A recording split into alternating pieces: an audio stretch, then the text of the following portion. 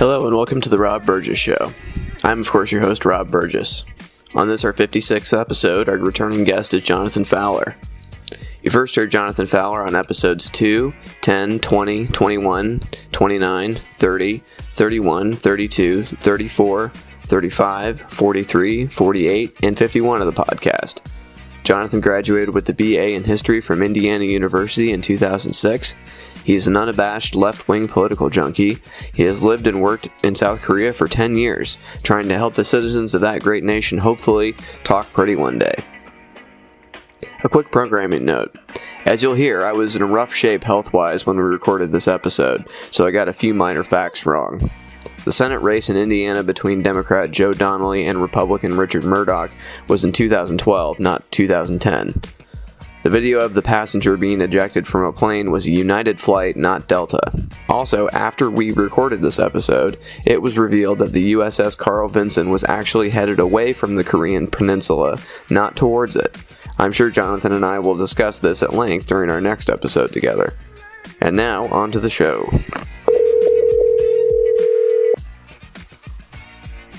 Hello. Hey, Joe. Hey, Bob, how are you? Oh, I've been better. I'm pretty sick. Oh, really? Oh, that's too bad. Yeah. What have you got? Well, where do I start? I threw up on the way home the other day, and then I proceeded to throw up when I got home. And then, that was last week. In the car? Yeah, so I caught most of it in my shirt, which I quickly threw out the window. I bet, man, that was like a scene out of a P.D. Pablo video, right? North Carolina, raise up, take your shirt off, swing it around your head like a helicopter. Yeah, there was no way I wanted to recover that at that point. I was just ready to say goodbye. Okay, well, that's too bad. Well, thank goodness your shirt took the hit, I guess. Yeah, I would not want to have had to clean that up in my car, but yeah. Now I don't know if it's a sinus thing from the allergies being really bad this year, or if it's like I'm getting some sort of like I don't know what's going on. But we've been sick pretty constantly for the last couple of weeks, so. Oh boy. Yeah. That sucks. Yeah. Well, I hope you guys get better there. Oh, thanks. So how's it over in Korea? Hard to say. Yeah, a lot of different people saying different things, but yeah, tension's definitely high. Mm-hmm. Yeah. Yeah, they're sending, I think it's the USS Carl Vinson strike group or something, which is a Nimitz-class aircraft carrier with accompanying protection ships and apparently submarines, Trump tells us. Mm. Yeah, so I guess they were in Korea, the Korean Peninsula area recently, but they went to, I think, Singapore, but then now they've been kind of rerouted back to Korea. Are they not usually in that area? I don't know where all of our aircraft carriers necessarily usually are. I mean, I think they just kind of go around wherever the trouble is and stuff or whatever. Or maybe they have regularly scheduled places they go to. Is there also a big drill happening, though? Yeah, the drill happens every year this time, and there's always, I mean, like, America and South Korea do joint military drills this time of year. Mm-hmm. I forget the name of it. It's like something full or cold or, oh God, look at it. You know, I've got my iPod here, so I'll just, how about I just look things up as I go. Yeah, let's see. Okay, U.S. South Korea military drill. But yeah, they do it every year this time, and pretty much every year North Korea does something like launches missiles to show their displeasure. They really don't like it when we do these drills. So, but I think right now is especially a dangerous time. Mm-hmm. Because obviously, you know, different leadership and stuff. Mm-hmm. Yeah, the Carl Vinson. Joining Full Eagle is the name of the Ground, Air, and Naval Forces joint military drill every year, every spring, basically. Mm. So, so that part is not unusual. But obviously with Trump's rhetoric these days about, China is not going to do anything to help, but America will do it by ourselves, deal with North Korea. That may be that's definitely unusual. Yeah. Although it was funny, today he did kind of a little bit of a reversal on that. I don't know if you saw much of his press conference. I didn't see much of it, but during that, he said the confusing line of, I'm going to get it wrong, but close enough, unilaterally means doing it with other countries together. We may be at an all-time low in terms of relationship with Russia. This is built for a long period of time, but we're going to see what happens. Putin is the leader of Russia. Russia's a strong country. We're a very, very strong country. We're going to see how that all works out. Last night, separately, I spoke with a man that I've gotten to know. I don't know Putin, but I do know this gentleman. I've spent a lot of time with him over the last 2 days, and he is the president of China. You were there. Most of you were there, and it was quite an interesting period of time. President Xi wants to do the right thing. We had a very good bonding. I think we had a very good chemistry together. I think he wants to help us with North Korea. We talk trade, we talk a lot of things, and I said the way you're going to make a good trade deal is to help us with North Korea. Otherwise, we're just going to go it alone. That'll be all right, too. But going it alone means going it with lots of other nations. But I was very impressed with President Xi, and I think he means well, and I think he wants to help. We'll see whether or not he does.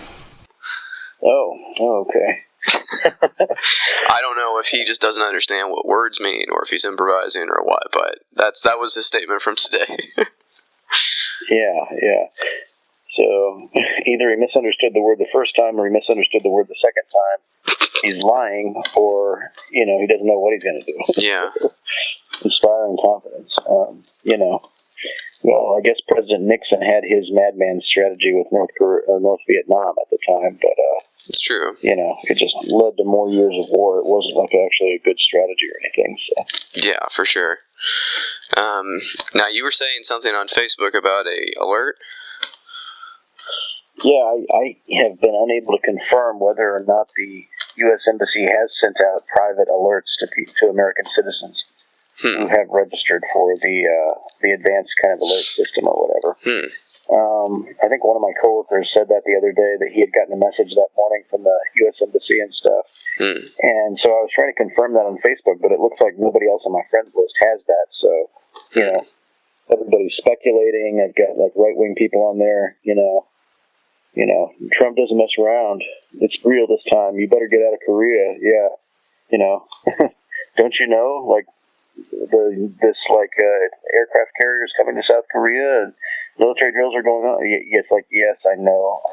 I've lived here for 10 years, but that's why I'm trying to figure out what's going on exactly. But nobody seems to have much actual information. So. So, who is in charge of Korea right now? That's another thing that really adds to the instability here right now, because the acting president right now is a guy named Hwang Kyo-ahn, and I think he used to be the prime minister or something like that, kind of like the secretary of state or something before. But when the president, Park Geun-hye, was impeached and removed from office about a little over a month ago, he became the acting vice president. Actually, he's been acting vice president for a little bit longer than that. But her impeachment was confirmed about a month ago, I think. And he's a member of the Conservative Party, which has recently split into two different parties that are definitely going to lose the next election. He was going to run for presidency, but he eventually ended up saying he was not going to do that. So he's got less than a month left in his term, or his time in the position there, and it looks like the new president's going to be either Moon Jae-in, who was kind of the left-wing candidate from 2012, and he was a close friend with the former Liberal President Roh Moo-hyun, who committed suicide around, I want to say it was around 2009, 2010, or 2011, sometime in that 3-year span. Kim Dae-jung and Roh Moo-hyun both died within the same year. They were the two left-wing presidents who had done the Sunshine Policy with North Korea. So the left-wing candidate, and I've said before that I thought it was almost certain that he was going to be the next president, but actually in the past few days, Ahn Cheol-soo of the antivirus company On Labs has taken the lead in several polls, and they're very close right now. But this was a guy who got pushed out of the candidacy of the left-wing party in 2012 by Moon Jae-in, and so they have a strong rivalry, I would say. And I guess he's a little bit more centrist on certain issues like North Korea and stuff like that. So, yeah. But I think, from what I understand, I've heard from certain very conservative Koreans that I know that they're supporting Ahn Cheol-soo now because their conservative parties are not fielding competitive candidates right now, which is very surprising because he's like, I don't know, he's not a conservative like what they would normally support. He's kind of a centrist and stuff, and he's somewhat politically inexperienced. I think 2012 was his first big political thing. He's been a software guy, a university professor. He's worn a lot of hats, but I don't know. I think they're throwing their weight in with him because they say the enemy of my enemy is my friend. So they think that the left-wing candidate is a communist who wants to make peace with North Korea and like surrender basically or something. Wow. So they're supporting this kind of middle-of-the-road guy. Huh. Who do you think will get along best with Trump, though? Probably Ahn Cheol-soo, although I don't think anybody in Korea is thrilled with Trump. I don't think anybody's very impressed or thrilled with him. But, I think, I do think the sense of, I do think there's an undercurrent of anti-Americanism in the South Korean left-wing parties that, I don't know whether that's a good thing or a bad thing. I mean, with a president like Trump, I mean, it might be a good thing, but at the same time, I don't know. This whole thing right now is. I think the Korean American alliance is kind of in the balance. I mean, not in a way that it's going to be utterly destroyed, but I'm just saying, like, if America decides to attack North Korea for some reason in the next couple of days without consulting South Korea, then that would strongly boost left-wing people in South Korea who would say we need to kind of distance ourselves from America and become more independent from America and, decide things inside of Korea for Koreans, not let, the mad king make decisions from America. So, yeah. So I don't think most people are aware, that the alliance, I mean, everybody says, the alliance will hold and, America and South Korea will always be together. But I do think there's, damage going on to that right now. And actually, I mean, there's no American ambassador to South Korea right now. Didn't Trump fire all those on his first day or something, or you told him to clear out their desk before the inauguration day? Yeah, pretty much on the inauguration day. I think the former ambassador was Mark Lippert, who was an Obama appointee, and he had been involved in some secret ops stuff. I mean, I think not personally, he wasn't a SEAL. I mean, you can look at his picture and see that he wasn't a SEAL or anything.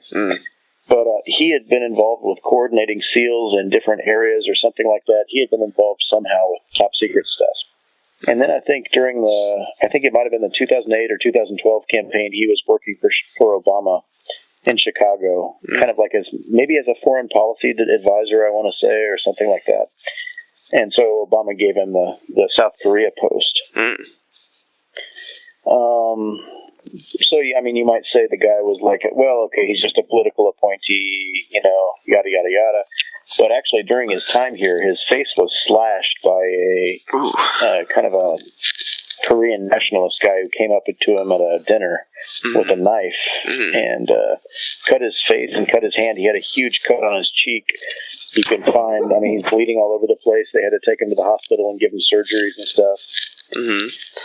So, I mean, he, as much as Republicans go on and on and on about Benghazi and stuff like that, these guys, they were, representing America in a dangerous part of the world, and they got hurt, they took some damage, people died, and why, and, we got to honor them.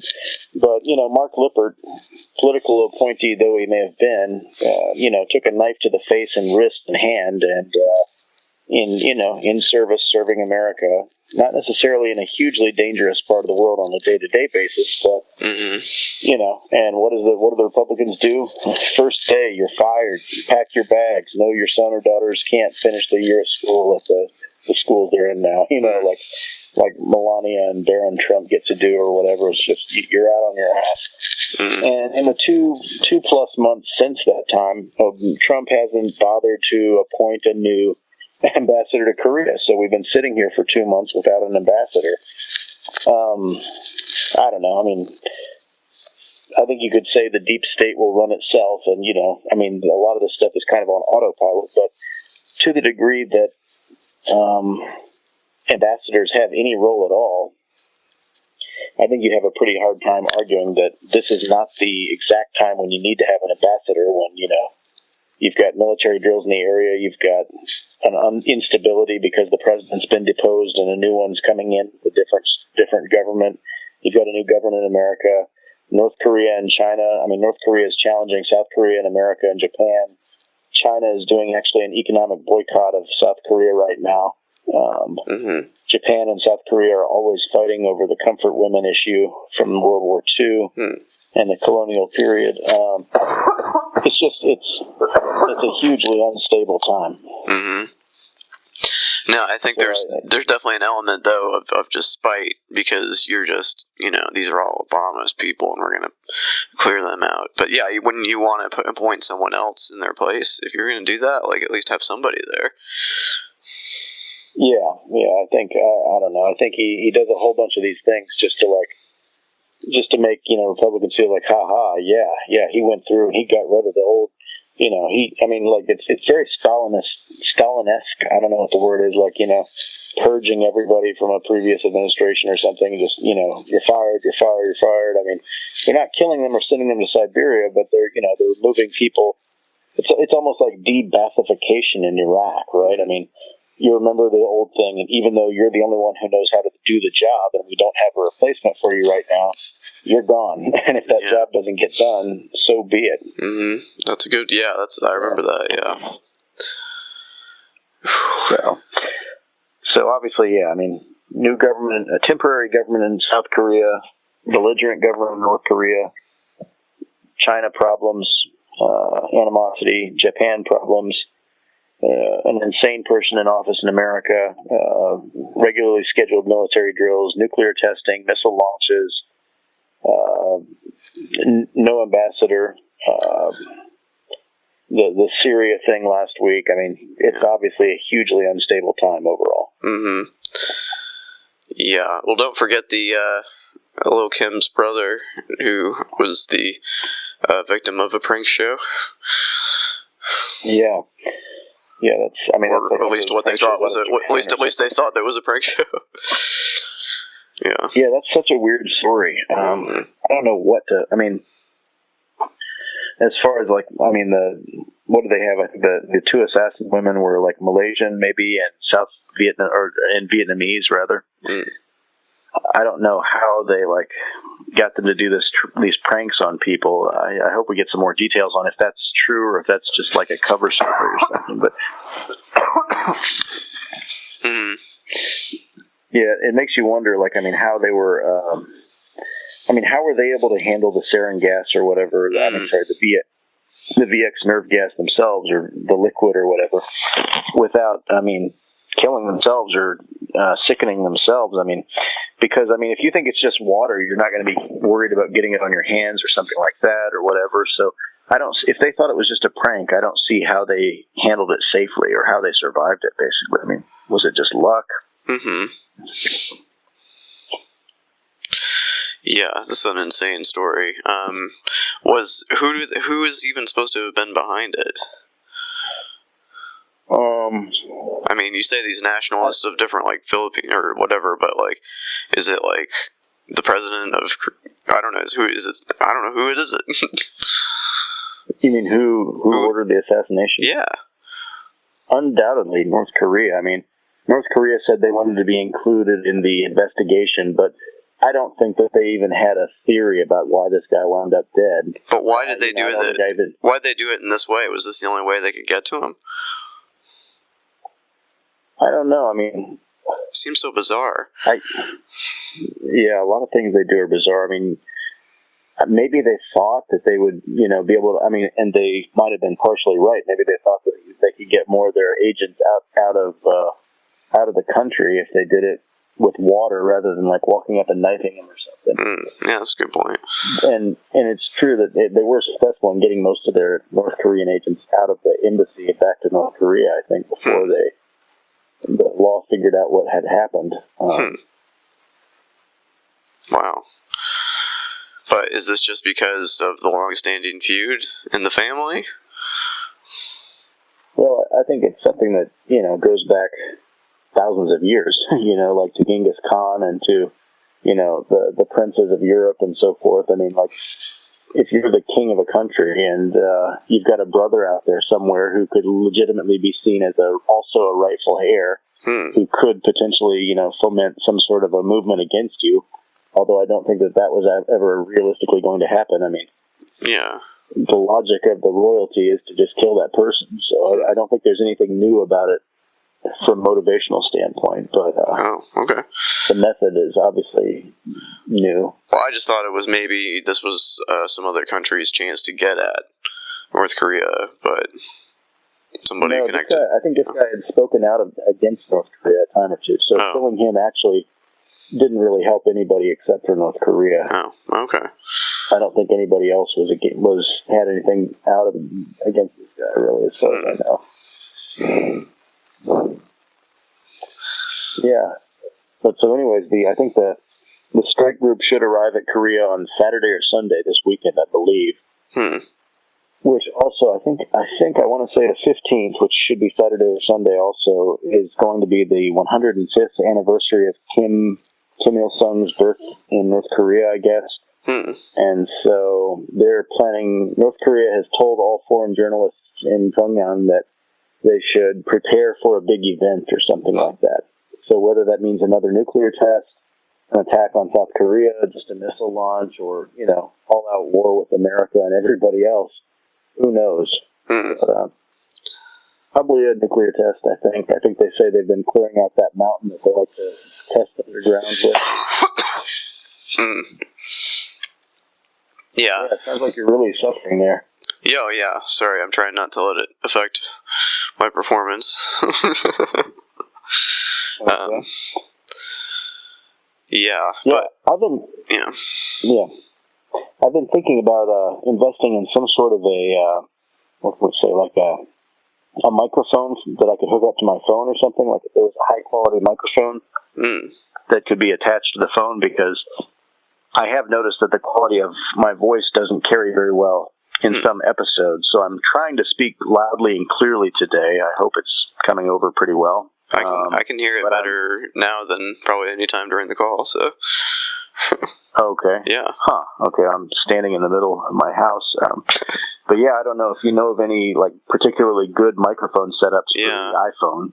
Let me know. I do still want to try doing Skype at some point. I don't know if that'll help the situation, but also I've been messing around with Google Voice, so that you can call my cell phone and I can record from that, but you call a special number and it'll start recording.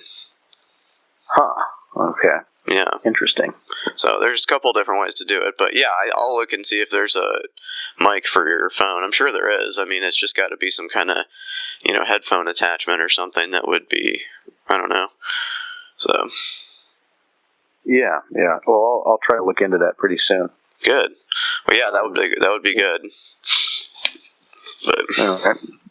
So what about other news these days? There's lots going on out in the world. Oh my gosh. Well, I mean, the Delta thing just happened.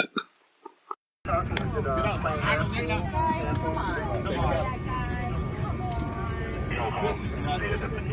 Jason, doc something. No, I don't. Can't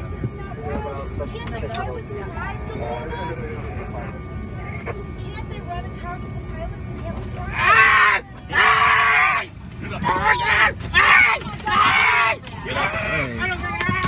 Oh my God! Hey, stop. Come on. Come on.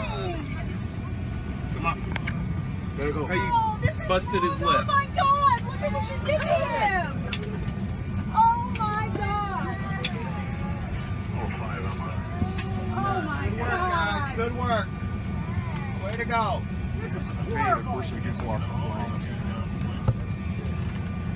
Oh my Yeah, the police grabbed the guy. Jesus! He's an older doctor. He wouldn't get off the plane. Oh And so they forced him off. Yeah, that was pretty bad. That was very bad. Threw that guy off the flight, man. Yeah. He paid for his ticket and everything. Yeah, that was insane. But the Louisville Courier-Journal is in some hot water because apparently they did a follow-up story on the guy that was dragged off the plane, and the headline, which I believe they later changed today, was the original headline was like, "Doctor who was pulled off plane had troubled past." Oh yeah, the overprescription of medication, Yeah. homosexual liaison or something like that in exchange for drugs or something. Yeah. That's all. Mm-hmm. I mean, that's all bad or whatever, but I do think that that's kind of like the kind of character assassination crap that they try to pull. I mean, the fact is, the guy, whatever he may have done in the early 2000s or may not have done or whatever, he's paid his price to society or whatever for that, and that may or may not be good. But the fact is, I mean, nobody would have ever dragged that up if they had not attacked him. Mm-hmm. You know? So that's really, it's not pertinent to the case at hand. Mm-hmm. It's a total distraction. And we wouldn't even be talking about it if they hadn't done what they did. So. But do you think there's any validity to our argument that the newspaper would be accused of covering things up if they didn't report it? Like if they knew it and didn't put it in a story? I don't think so. I don't know how much we need to know about that guy. I mean, like, he's just a guy on a plane, and this is something that happened to him. I don't know if we need to know his whole life story. Yeah. I don't think, I mean, if it was in any way related to what had happened on the flight, then maybe that could be, kind of interesting background or something, but I don't know that it was. It's like it is kind of reminiscent of I remember when the Trayvon Martin shooting happened, and they went back through his Twitter, and they had all these stories about, well, he was probably gonna commit a crime anyway, so. Yeah, he smoked weed one time and didn't get caught for it. So. Yeah. I think there's some website I follow on Facebook called Very Smart Brothers. Have you heard of that? Mm-mm. I think, I don't know, I forget the guy's name, the guy who writes it. He's a black guy, and he writes, just kind of like his take on various things at various times and stuff. And he wrote an article yesterday that said that, that doctor on the United flight, he's black. He said he became black during that instant or something, or he's not totally black, but he experienced life as a black man because he was the victim of something, but then the media turned it around on him and said, oh yeah, well, what about all this crap that happened in your past? So, I don't know, maybe you deserve to get roughed up by the people on the airplane? I don't know what the logic of it is, but it's, this kind of character assassination crap that they do to muddy the waters. Mm-hmm. Well, that's kind of Breitbart's stock and trade. It's basically what they built their whole outrage brand on, because they have a whole section of their website that's just black crime. So yeah, it's just black criminality. Yeah, they're dangerous, disgusting organization. Clearly. Yeah. I saw it was either a headline or a quote about Donald Trump where it was like, Donald Trump loves the police as long as they're investigating black people and not him. Yeah, it's, he's, I mean, Yeah. I don't even know. There's nothing even left to say about the guy, really. Yeah, right. I mean, he's been tested. He's being tested by the world. He's being found to be wanting, I think. Yeah. Well, I mean, if you want to talk about Syria a little bit, that was kind of a surprise to me, just because of how, vociferously he attacked Obama for doing that, or wanting to do that. Well, as we've said on this podcast many times before, hypocrisy doesn't matter for Republicans. It doesn't matter what he was saying 2 years ago or 6 months ago. Whatever he did now must be the right thing to do, and we support it 100%, right? I don't know. Yeah. I saw that you had posted an article. It looked like you'd written an article for your newspaper there about, people. I didn't get a chance to read it yet. I just kind of saw it in between classes, the headline. But it was something about some Democrats supporting or some Democrats opposing the Syria action, or how. Oh, well, can you talk about that? Sure, yeah, absolutely. Well, as people may or may not know, Indiana has 2 senators, but they're of 2 different parties, and there's a very specific reason for that. If you all remember, back the last time there was a Senate race in Indiana, which would have been, 2010, we had Richard Mourdock. I don't know if you remember him. He famously had some interesting opinions. And I, too, certainly stand for life. I know there are some who disagree, and I respect their point of view, but I believe that life begins at conception. The only exception I have to have an abortion is in that case of the life of the mother. I struggled with it myself for a long time, but I came to realize life is that gift from God, and I think even when life begins in that horrible situation of rape, that it is something that God intended to happen. Mr. Donnelly's comments about Obamacare and what's happening there, trying to reform it, that's good to reform it, but it should not be here in the first place. The fact that we have the Catholic Church and so many institutions having to file a lawsuit to get their basic freedom that I thought was guaranteed under the Constitution, the practice of your religion, that now there has to be an amendment put forward to somehow bring that about. If the law had never been passed, that lawsuit wouldn't be in place, and religious freedom would not today be in question.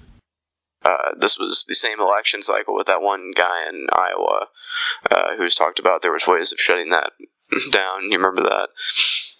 On abortion, you've been pro-life your entire career. Yeah. You've been very staunchly pro-life. Yeah. Are there any circumstances in your mind in which an abortion should be legal? Well, I think sometimes people talk about life of the mother as a situation, Charles, and in my sense is that one of the foundational things America is built on is a respect for life. And so I would say you optimize life. So for instance, a woman has a tubal pregnancy or something. Well, technically, by my understanding, life begins at conception. So you've technically had conception, but the child doesn't have a chance and will soon kill the mother. Okay, so I would say in those kinds of situations, you try to optimize life. But, my case in this, Charles, has been, even if you sort of separate a little of the whole abortion question out, one of the things that I love about this country is the fact that Americans do consider life really important. And it's not because of some theoretical thing that you're on a talk show and somebody asks you about it, but you have September 11th, and you've got these guys that are running into a building that's about to collapse. They find somebody in a wheelchair. They never check their ID or anything like that, or whether they're important. They grab them and they get them to safety, and they run back and get another one. Same kind of thing that we saw. Ollie North had some footage. He's been right up in the front with cameras taking footage. This is over in Iraq, and there's a Marine, a big guy, and he's got this guy who's wounded over his shoulder, and he's running. The bullets are flying around, and there is a cameraman in a safe position saying, "Hey, that guy the guy's fatigues are just up, and you can see this is an Iraqi citizen. This isn't a U.S. soldier." He says, "Hey, that's an Iraqi citizen. Why are you risking your life there?" And this Marine turns around and he looks straight into that guy's camera and he said, "Because that's what we do." And that spirit in America, I think, is so important for us to protect that idea of the importance of all of us. Okay, so if an abortion could be considered in a case of, say, a tubal pregnancy or something like that, what about in the case of rape? Should it be legal or not? Well, people always want to try and make that as one of those things. Well, how do you slice this particularly tough sort of ethical question.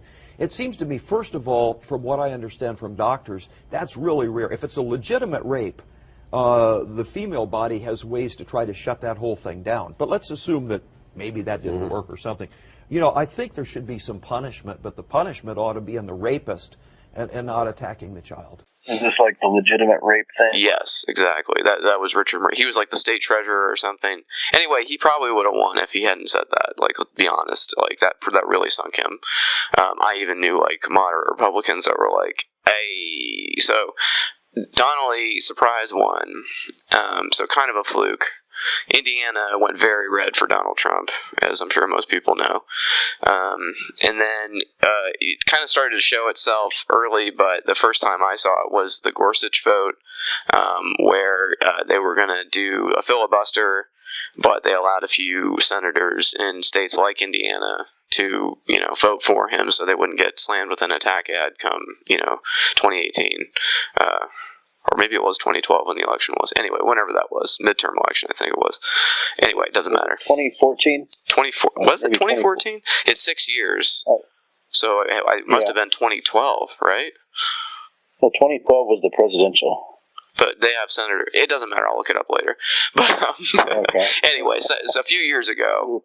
We'll fix it in post. We'll fix it in post. That's right, Bill O'Reilly. We'll do it live. Fuck it, we'll do it live. Yeah, that's another thing we got to talk about. That's tomorrow, and that is it for us today.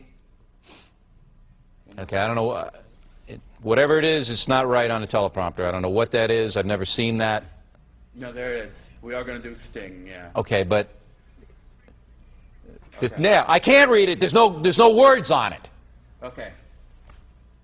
Honey? Sure. There's no words there. To play us out. What does that mean? To play us out. Sting is going to do. It's a video. Sting video.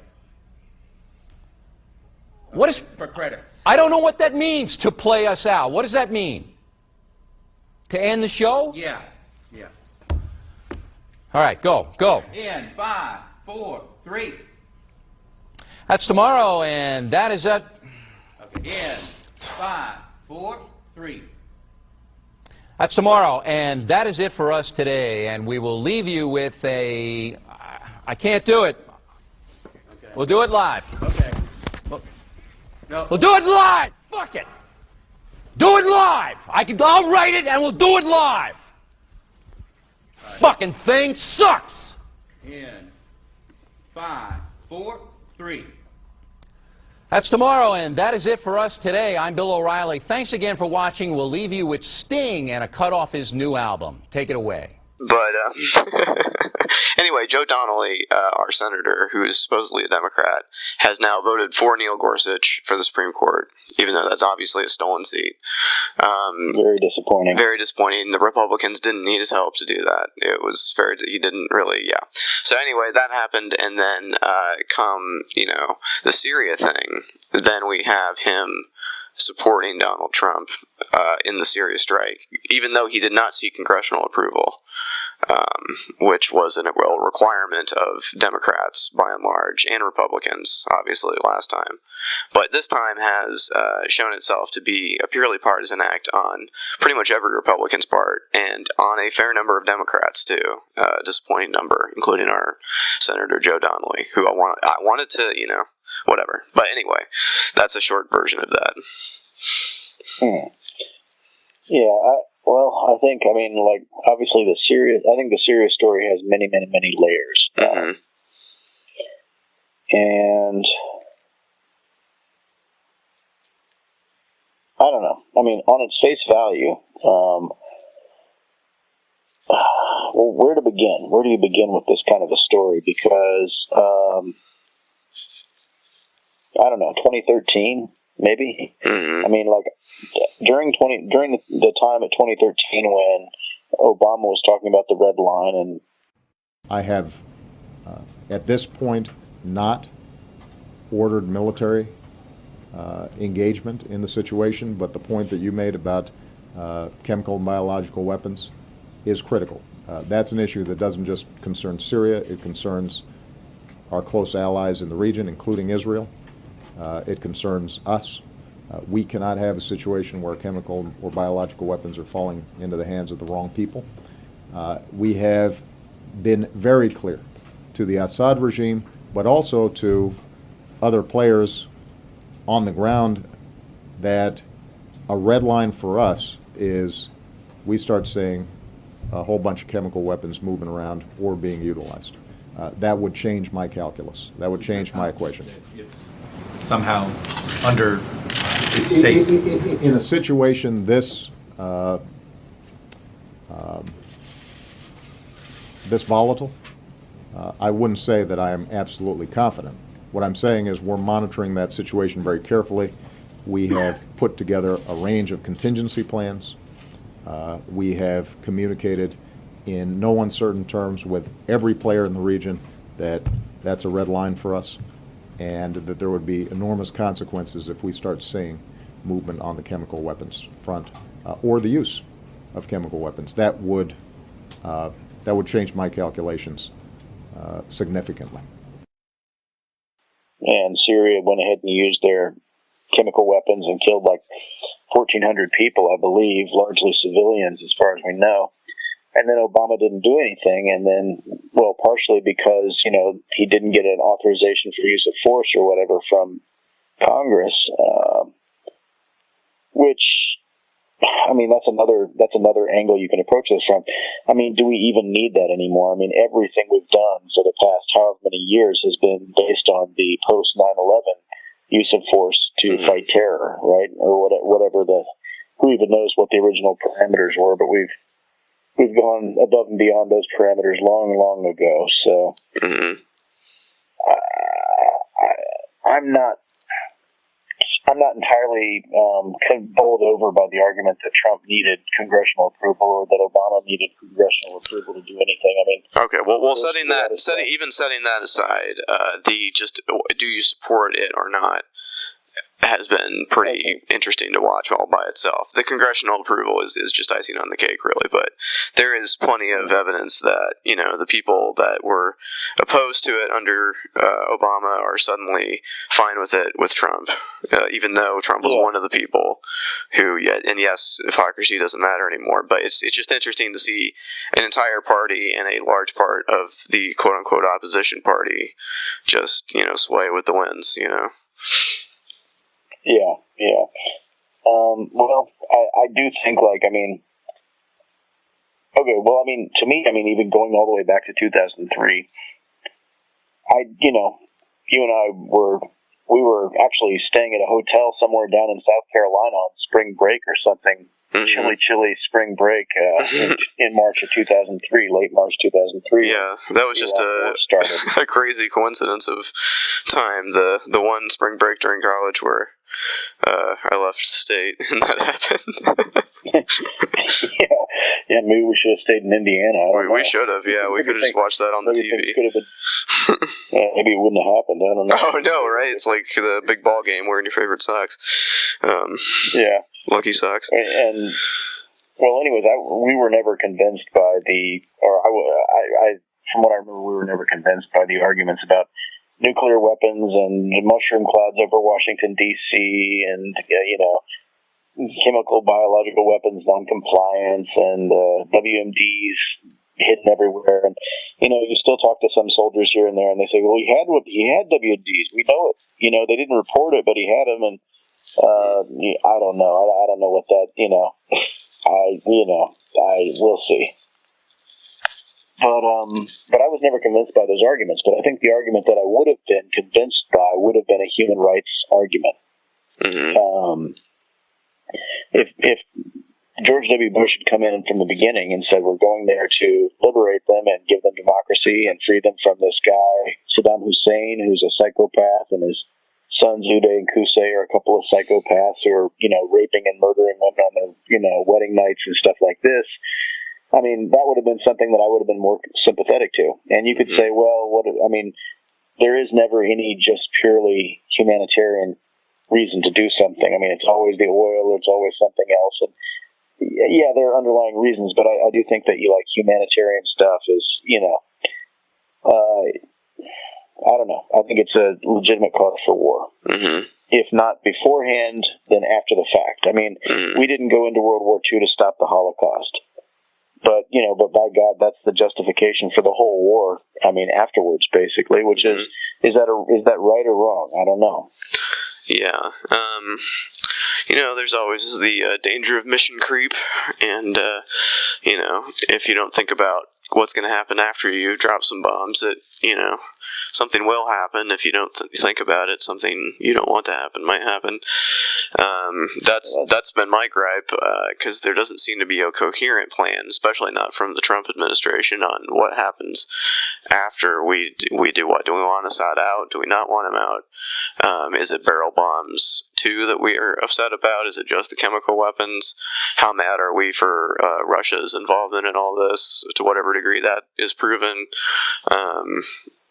There's all these questions. It's like you've done this now, so what now? What do we do now? What does this mean? Where do we go from here? And I don't think anyone has an answer for that. That's pushing for more of this.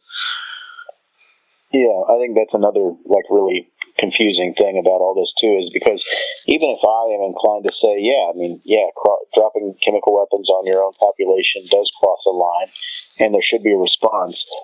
Or, even if I think, Kim Jong-un and the Kim family has had long enough to muck around over here in North Korea, maybe it is time that somebody held them accountable. I think there were several incidents over the past 10 years that I've been here where a war could have, or maybe even should have started, except for, the consequences for everybody else who's not North Korea. Mm-hmm. And so even if I'm somewhat sympathetic to the idea that maybe something should be done, do I think for 1 second that Donald Trump is the man to do it, or that he has a plan? Mm-hmm. Absolutely not. So, any kind of support that I might lend towards, bombing parts of Syria, for example, is, there's that huge kind of caveat that this is not the guy to do it, and this is not a person who has a plan. This is not a guy who's thought this through. This is not a guy who understands how the world works. And so I would say, from humanitarian grounds, I think that, some sort of response was justified. I think it's a joke that they didn't damage they didn't even damage the runway. Mm-hmm. And then within 24 hours, Syrian planes are flying again, bombing the same place. Mm-hmm. Clearly, Obama's agreement to allow the Russians to try to remove the chemical weapons as a way to prevent a war starting with America in 2013 was a huge mistake, because the Russians didn't remove them all. Obviously.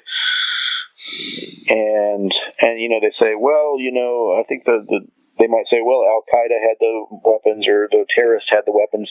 It's like, okay, well, let's look at that area. In that area, who's controlled that area for how long? Mm-hmm. If the rebels control it now, how long have they controlled it? If they got chemical weapons, where did they get them from? Mm-hmm. And when did they get them? Because, and I think, another layer, because like I said, there's layers. The other layer is that even though this happened on humanitarian grounds, allegedly,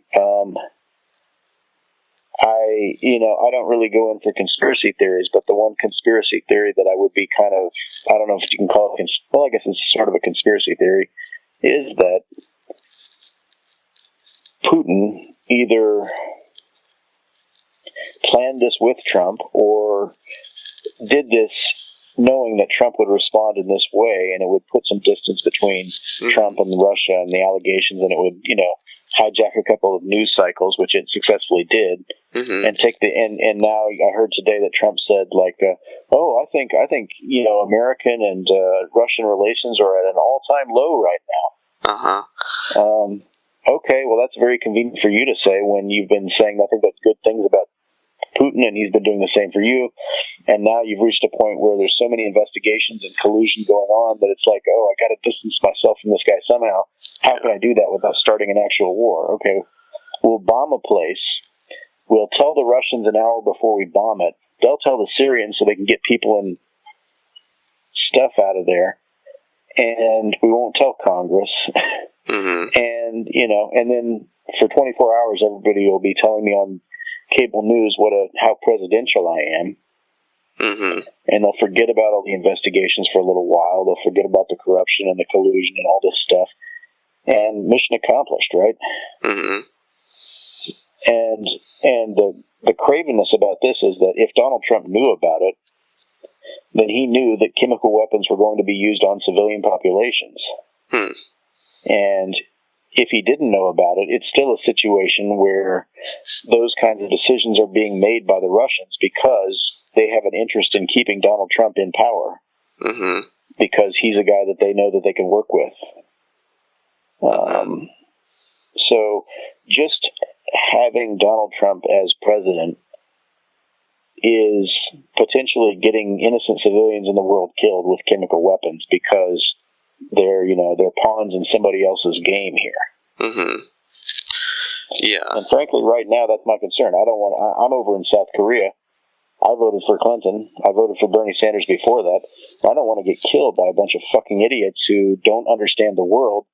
And now all of a sudden, 200,000 American civilians in South Korea are pawns in the game, or, the 50 million Korean civilians who live in this country,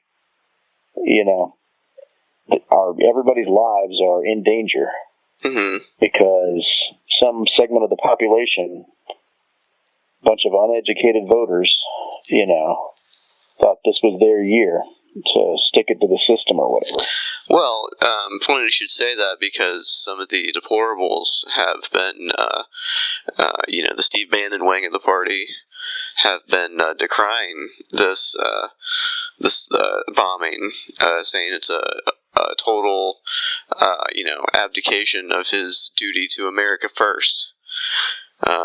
There's some pretty delicious tears to be had on Richard Spencer's YouTube page if you're in for a chuckle. But these people, they're so stupid. He said so many different things during the campaign. He's totally covered whether he gets involved or not. He said things about, we're gonna scale back. We're not gonna be involved in everywhere. Other parts of the world are gonna take care of themselves. It's not America's job. He said that, sure. Those kinds of things. But he also said, I'm going to bomb their families. I'm going to bomb terrorist families. We will be respected by the world again. He said plenty of things for either side. So really, you could just hear whatever you wanted to hear during the campaign. And those people are just wrong about everything. They're like, I saw all their stuff about, the gas attack never even happened. Those were crisis actors and thing where they're like, no, actually Al-Qaeda kidnapped some pro-government, pro-Syria people a couple of days before, and they were killed by Al-Qaeda, and it was made to look like the government. And, why are the white hats going around there without proper safety gear? I'm like, well, maybe because this stuff dissolves in the air pretty quickly, and it was a bombing situation that happened all of a sudden, and they didn't have time to do everything by the book. Conspiracy theories are, ridiculous because they consider one aspect very credulously, and then they don't even take the 5 minutes to try to think about the opposite argument about what the other side would be like. But Cha, you just said that you were positing a conspiracy theory. Yeah, fake news. Fake news. That's right. Yeah. Rob Burgess Show, fake news. Check Snopes, people. Check Snopes on all this. Don't even check Snopes, man. They're biased. Oh man, that's the next level right there. When you realize that who watches The Watchmen, man, and it's like, where is it all happening? Who fact checks these people? There are levels to this. Oh man, yeah. You take the red pill and you can't. Is it the red pill or is it the blue pill? I don't remember. I don't know, man. You just start mixing some pills. And you see the world in a whole new light. Yeah. I hear they're rebooting the Matrix or something. Is that true? Yeah, I heard something like that. It doesn't seem like a great idea. Yeah, I think my central question is, how are they going to do Mr. Smith? Right? Because Mr. Smith would be like a kind of a universal, unchanging. He's not going to change in a different part of the Matrix or something. He's always going to be the same. But it's been like 20 years almost since the original movie, so that actor obviously can't do it himself again, right? Yeah, but is this a hard reboot, or is it a soft reboot, or is it like a continuation? Is it a sequel? I don't know. Yeah, I don't know. Maybe I don't know enough about what they're doing. What would you like to see them do? I mean, the last 2 sequels were so terrible. Yeah, it got to be woo-woo. I think they got to keep it grounded in the real world to some degree. I think once they got into this, this constant power fantasy stuff where, everybody's running around in bondage gear and, dodging bullets and jumping on trucks or something, it got a little bit wacky. Yeah. And the Zion thing or whatever they were doing, I don't know, the Jesus Christ metaphor, it all became a little bit heavy-handed at some point. I don't even know if it was a metaphor by the end of that thing. Yeah. I think it was just didn't a lighted cross literally explode out of Keanu Reeves' chest in the very last scene of the 3rd movie or something? Probably. I remember that. Probably would do. Yeah. I recently watched Event Horizon, and there were also huge religious themes mixed throughout that, which was come on, guys, you're making a sci-fi horror movie in space. Yeah. So, anyways, what was the question? I don't even remember how we got on this. We were talking about the Matrix. The red pill. Oh yeah, the red pill. Oh yeah, that was just me talking Breitbart talk, Infowars, state media these days. That's how our overlords speak. Yeah, the anti-family court bunch. Anti what? Family court or whatever. Judges who are mean to the husbands and divorce or something. People are mad about that or whatever. Oh yeah. I don't know. There may be some problems, but I think they're letting something very sinister underneath all that kind of underpin their arguments, really. Yeah, it's just all just based in demagoguery and racism and authoritarianism and, dare we say, fascism. Well, or sexism, yeah. Sexism, too. Well, fascism and sexism and racism are all they come as a package. So. Yeah. Well, anyways, so the Syria thing, I don't know, what's your take on Syria? Oh, it's a mess, man. I don't even know. I think it's just we only got bad options at this point. Obviously, the refugee crisis is spilling throughout, Europe. We've got, the chemical weapons being used. We got ISIS in the mix. We got Russia propping up Assad, like you said, probably providing these chemical weapons. I mean, where else would they get them? I don't know. It's just there's so many different factions. There doesn't seem to be a good side to jump in on because even the rebels, quote unquote, aren't unified, and there's different groups, and a lot of them don't want things that we want. So, I don't know. Just leaving it to nothing, it doesn't seem like a good idea. I think this strike was just meant to send a message. Apparently it did that for a lot of countries. So, if you want to look at the bright side of the, strike, it did kind of prove that we, will enforce, norms of, war crimes, and we will, at least a symbolic, standing up against, even if not a substantial one. I don't know. I think you're right. This is definitely a distraction from the whole Russia thing. This is just kind of reminds me of that discussion we had about the spy ship that was off the shore of America, and Trump had that one speech where he was like, "You'd love it if I just blew it out of the water, wouldn't you?" And then this happens, and it's just the same thing. It's who's the Russia puppet now? Probably Hillary or Chuck Schumer. Yeah. It's hilarious whenever he says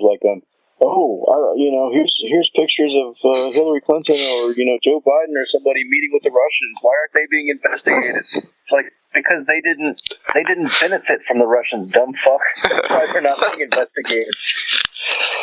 Meeting with Russians is not the issue here, right? It's the fact that you benefited from your meetings with them. That's being investigated. But again, somebody's never gonna. You can't make somebody see something that their paycheck depends on them not being able to see. However that expression goes. But 2 big things happened in the Russia thing since the last time we talked. Well, many things have happened, but 2 big ones. see, today Paul Manafort was revealed to have, the day he resigned from the Trump campaign, borrowed like millions of dollars from through a shell company of business associates from Donald Trump. And the other thing that happened was that there's three things, I guess. Manafort also registered as a foreign agent today. Okay. And Michael Flynn. Was that for Turkey? Was it? Ukraine? Was it? No, I think I was just getting to that because Michael Flynn, of course, resigned and then offered himself up to flip. Apparently, no one's taken him up on his offer, which should tell you that the FBI has what they have on him. I don't think they need him to flip, honestly. I don't know what he could tell them that they don't already know. Also, it's kind of weird to ask for immunity before you've been charged with anything. And he's not had it accepted yet. But anyway, he is also registered as a foreign agent. Because he was paid millions of dollars by the Turkish government to lobby in Washington. So we've got, and basically the way I've heard it explained with registering as a foreign agent after the fact is it's tantamount to admitting that you committed a crime. Not exactly admitting, but there's no other reason why you would do this, but before saying I didn't do this before and now I am, because I'm starting to get caught for all these associations I'm having. So it's an attempt to CYA, but it's definitely not something a totally innocent person would necessarily think to do. Things are moving. I think maybe the FBI is the only one moving things along at this point. The House committee has been sullied by Devin Nunes, who has been, removed from that committee. Maybe facing charges, who knows. He apparently went to the White House to get some information and then went back to the White House to tell them the information, and then it was just an insane course of events, and now he's resigned from it, and now Trey Gowdy is in charge of that, so we're not going to see anything out of the House, because Adam Schiff, as great as he is on all this, is not the ranking member. He's not the head of the committee, so House investigation is not going so great. Senate investigation supposedly going better. It's bipartisan. They seem to be buddy-buddy. They're, I haven't heard any bad things about it yet. I've also yet to see any results from that committee. I haven't seen any hearings on that. I would definitely like to.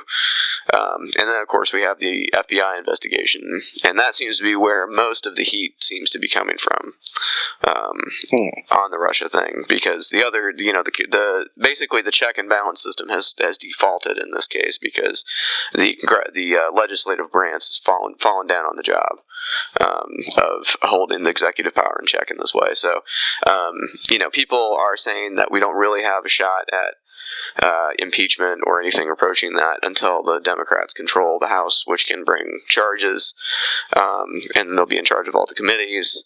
I've heard some people kind of maybe hopefully saying maybe the P tape will come out now that Russia is mad at Donald Trump, maybe goading them to release it now. I don't think they're really mad though. I know. I know we discussed that, but I'm saying, like, pretty please, if you're mad, maybe you could do this in the meantime. Yeah, I don't know that it would matter. Yeah, probably not. Really, I can't think of a thing that Donald Trump has already. I saw somebody say, "Oh, what does Russia have a tape of Donald Trump saying that POWs aren't heroes and grab them by the pussy and all this?" Like, it's like he's already said so many things out in public that haven't gotten him taken away. That what possibly could we have not seen yet? So, anyhow, that's the way I see it with the Russia Gate thing. There was an Onion article headline that was Trump hopeful that Syrian strike knocked out Russia investigation. Yeah. Yeah. Well, I mean, it just we're not equipped, like we've talked about before. I don't know that the framers really envisioned this day, or maybe if they didn't think of a good safeguard, or trusted that people would use the available safeguards to stop it from happening. But yeah, I don't know if the powdered wig crowd could have seen this coming. So. Yeah.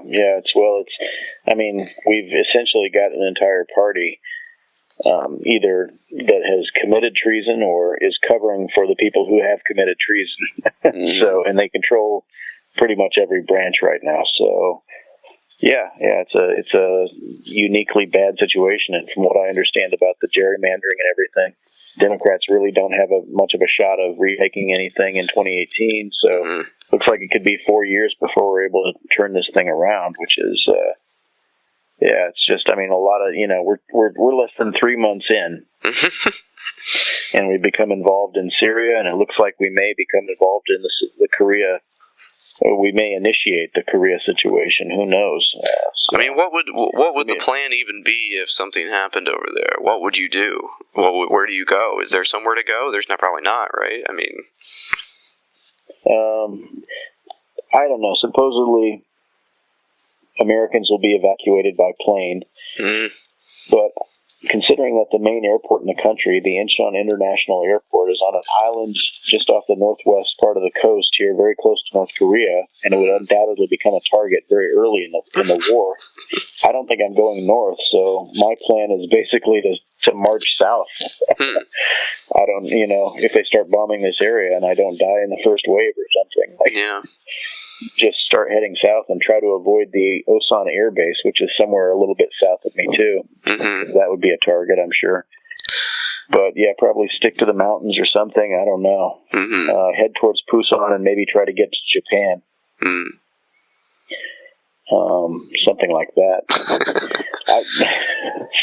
I mean, it's a grim scenario, but I mean, it's I'm sure you've thought about it before. So yeah, it's definitely something I've thought about. I just think there'd be too many. Like, even if you could get to the airport and theoretically Americans were supposed to be getting out first, I think there'd be too many wealthy Koreans over there passing bribes to the airport people to get them on the plane first and everything. I would never get on a plane at the airport. I'm pretty certain of that anyway.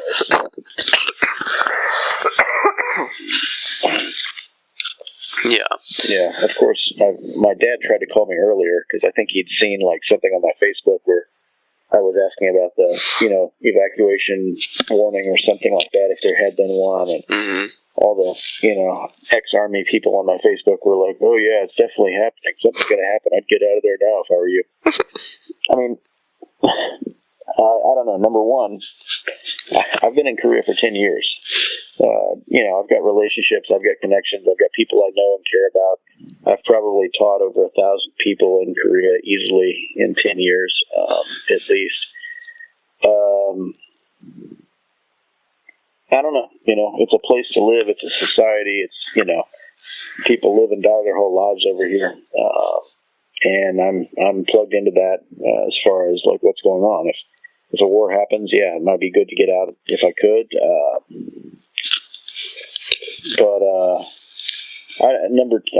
on the other hand, this kind of stuff happens all the time, and it often looks more what can we say, more dramatic from the outside than it does from the inside here. I mean, whenever North Korea says they're going to bathe the South in a lake of nuclear hellfire or something, CNN shits their pants. But North Koreans, it's just like a Tuesday afternoon for them. So it's kind of like. Well, I think the rhetoric is always turned up to 11 with North Korea. It's just that we've got, our own, family in power that's led by a crazy person. So, now the stakes are a bit higher because it's not like we're saying sane things and they're saying crazy things. We're saying one kind of crazy thing and they're saying obviously a more violent and nail on the head thing, but it's, still unhinged. So it's not a good situation to be in, because if there's no rational actor who's gonna turn the heat down, I mean, China maybe would have something to say. Sound like the, thing at Mar-a-Lago went well with Xi Jinping. I'm going to fix that in post to have you saying that be me saying it. Okay. Yeah. Sometimes my nickname for him is Seasoning. Seasoning. Why is that? I don't know. Sounds similar. Anyways, I do think it was kind of a clever move by Trump or whatever to be having dinner with the Chinese leader, and then have the guy bring the phone to him and say, all right, yeah, we're ready to go. And he's, okay, yes. Hey, I just launched 59 cruise missiles right now. What do you think of that? So what are we going to do about North Korea, huh? I do think that, I don't know. I mean, if I were president, I could see myself pulling those kinds of stunts on foreign leaders sometimes or something. So, I mean, it seems like it was not a very productive meeting, but it does seem like, Xi Jinping has called him back now and kind of tried to warn him not to do anything and stuff like that. So we'll see if that has an effect. I think that I heard that China has turned around a coal shipment from North Korea. They import North Korean coal or something like that, but China didn't buy it, and they turned the ships around and sent them back to North Korea or something, which is kind of unusual. But I mean, China is not a neutral actor in all this who just wants peace. I mean, they have been very duplicitous with North Korea, I think, as far as, giving them a wink and a nod to continue their bad behavior and allow things to continue to be unacceptable for Americans and South Koreans and Japanese and everybody except themselves in North Korea for a very long time. So I do think that Trump or anybody, any other president in the past too, would be right to say that, China needs to take stronger action on North Korea. So, but who knows if they will? I don't think so. Well, I mean, anything could happen right now. In the next few days, anything could happen. So. Well, I mean, you got to think that North Korea probably doesn't have a death wish. You think so? Who do you think in North Korea doesn't have a death wish? I mean, they've been going this long, so why not keep going for a little while? I'm sure it's nice to be in charge over there. I'm sure the people are probably not, too happy most of the time, but, the ruling class seems like they're pretty comfortable. Yeah, but that's the thing. It's kind of like a Jim Jones situation, right? Like, if you feel like greater powers are coming and invading your area and they're going to remove you and let everybody else stay, that's unacceptable to you. Yeah. So revolutionary suicide. Yeah, I got you. I mean, if you're Kim Jong-un and they're going to remove your family from power and you're going to, be extradited or killed or defeated or something or subjugated by the South Koreans or Americans, and people are going to be freed, well, why would you accept that? I mean, if you want to kill me, if you want to remove me, you're going to have to kill the entire North Korean people, nuke us all if you're going to nuke. I mean, so in that situation, I do think that they would have a death wish, and I don't think, I don't know, who knows what anybody else in North Korea would do, or what they even have the power to do, but, no, I think North Korea could have a death wish in the right circumstances. Oh, well, that's unfortunate. Yeah. So it obviously makes things. I don't know. Things are very complicated. The world's a complicated place, and we've got a president who doesn't appreciate the complexities. And if a war starts tomorrow in South Korea, in Korea, on the Korean Peninsula, it will be immediately it'll be America's fault. I mean, in the long term, you could say it's the Korea's fault. You could say it's China's fault. You could say it's partially America's fault. I mean, there's a lot of people to blame broadly for not having solved this problem sooner or for having allowed it to get to this point. But if war starts tomorrow, the proximate cause will be Donald Trump and American action. Frankly, I mean, unless North Korea just decides to start bombing on their own for some reason, but and I think that damages the American and South Korean relationship. That probably damages America's relationship with every country we have a military pact with. So I think that the consequences and the fallout of it all could be quite grave and have huge implications. And, historically, it would be a very weird thing to look back on. Yeah, Kim Jong-un was bad. China was playing a kind of a duplicitous game. But every other former president before this was able to manage the situation with North Korea in such a way that while there were occasional flare-ups of little this or that, tit for tat, a couple of people die here or there types of things, in the long run, they were able to maintain the status quo, the peaceful, relatively peaceful status quo. Mm-hmm. If Donald Trump is not able to maintain that, that doesn't say anything good about him, I don't think. Mm-hmm. Yeah, the status quo is not ideal. It's not perfect and stuff, but I don't know. It's I'm kind of running out of what I want to say about it, but it's just like that will be what happens. I mean, mm-hmm. that will be. I don't know. Yeah, sorry, I'm kind of like not being very articulate right now. Yeah, I know there's a lot to say about it, but well, I would say stay safe, but I don't know how you'd necessarily do that. I guess duck and cover. Yeah, I'll be sheltering in place or marching south if things go south here. Okay. I don't know. A lot of people say like leave Korea, but I don't know. We've been through so many miniature crises over here, and I just want to know if this one's different. Mm. But I mean, I'm working contracts over here. I've got a contract. I've got a high school. I've got 120 girls in high school that rely on me to teach them English 2 times a week. I've got companies that I teach at. I've got individuals that I teach. I've got classes that I teach. I've got students that I've known for 6 years that I teach. I've got coworkers. I've got, all the other foreigners in Korea who are not leaving. If I jumped up and packed my bags and got out of here because it got too scary, that would be seen as a total bitch move by pretty much every other foreign teacher in Korea. So, and I'd say there's a 75% chance that nothing's going to even happen, but there's still that 25 to 35% chance that it could. So, anyways, yeah. Well, I think the good news for really both of us is that I think we're close enough to or live in major cities. So if this happens, my hope is, that the first wave just, takes me out and turns me into a shadow before I know what happened. As a history major, I'd rather stick around for some time. I don't know. The fallout looks gnarly. I mean, yes, if you can possibly get far away from it, like out in the hills, that's great. You should definitely do that. But like you said, I've got a life, so I'm not going to move out of the Indianapolis metro area, living between 2 major military bases. So yeah. Well, I'm sure Kim Jong-un would love nothing more than to nuke your area. But, I don't know that he can reach that far, I guess. Yeah, he doesn't have the capability, so. But yeah. Anyways, well, yeah. So I'll try to keep you posted and stuff. But yeah. If the child gets killed over here,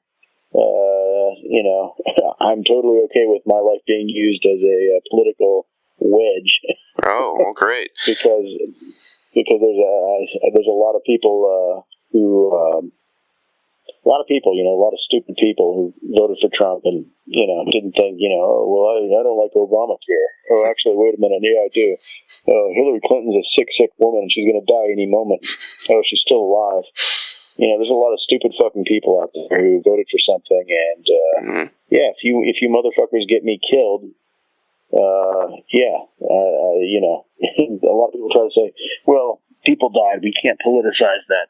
No, I'm saying it right now. And you might edit this part out of the thing and just keep it for yourself or whatever. But yeah, I'm saying if I get killed over this shit, I expect that my death will be used as a cudgel against the fucking idiots who got me killed with their own low education voting, basically. So yeah.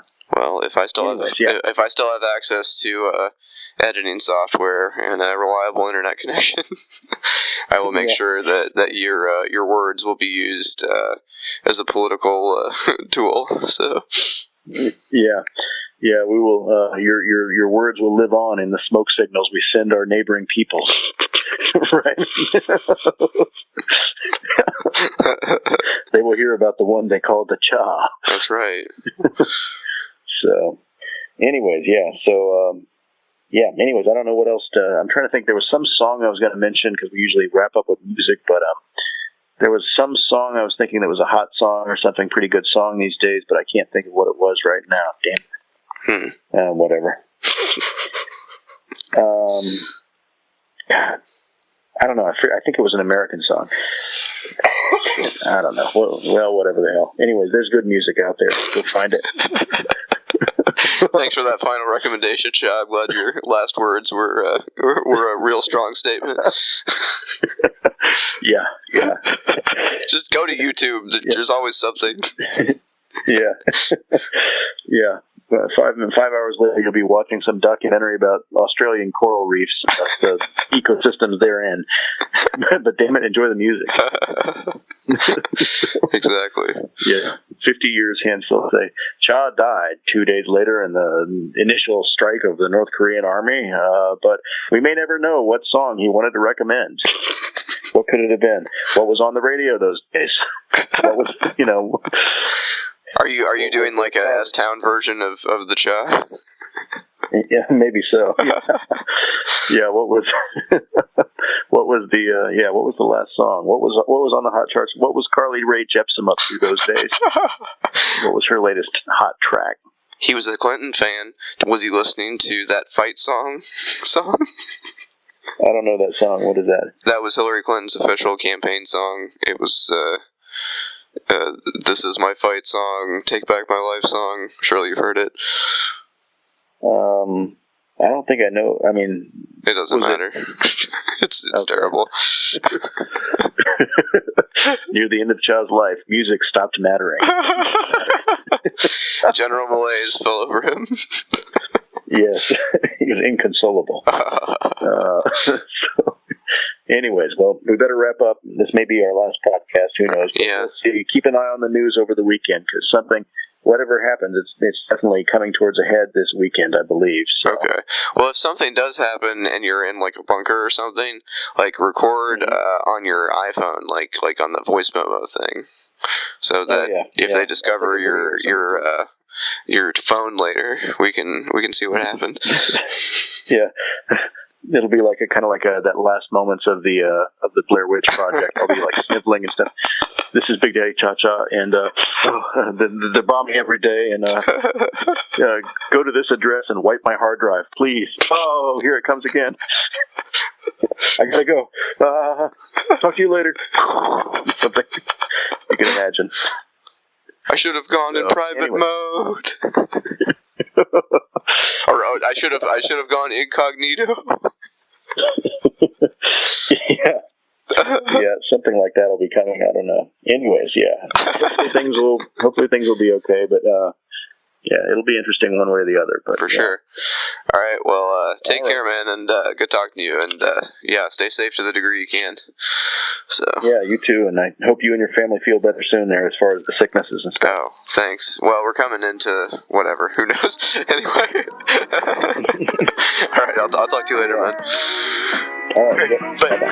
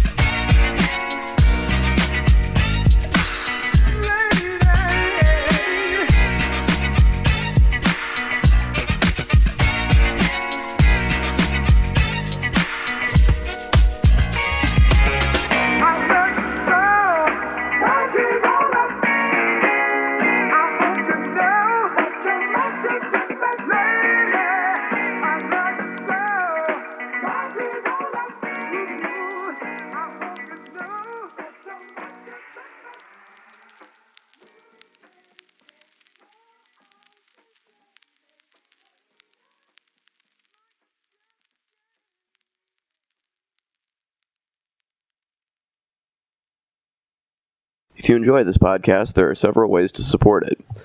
I have a Patreon account which can be found at www.patreon.com/Rob Burgess Show Patreon. I hope you'll consider supporting in any amount. Also, please make sure to comment, follow, like, subscribe, share, rate, and review the podcast everywhere it's available, which includes iTunes, YouTube, SoundCloud, Stitcher, Google Play Music, Facebook, Twitter, Internet Archive, TuneIn, and RSS. It really helps. The official website for the podcast is www.therobburgesshow.com. You can find out more about me by visiting my website, www.thisburgess.com. Until next time.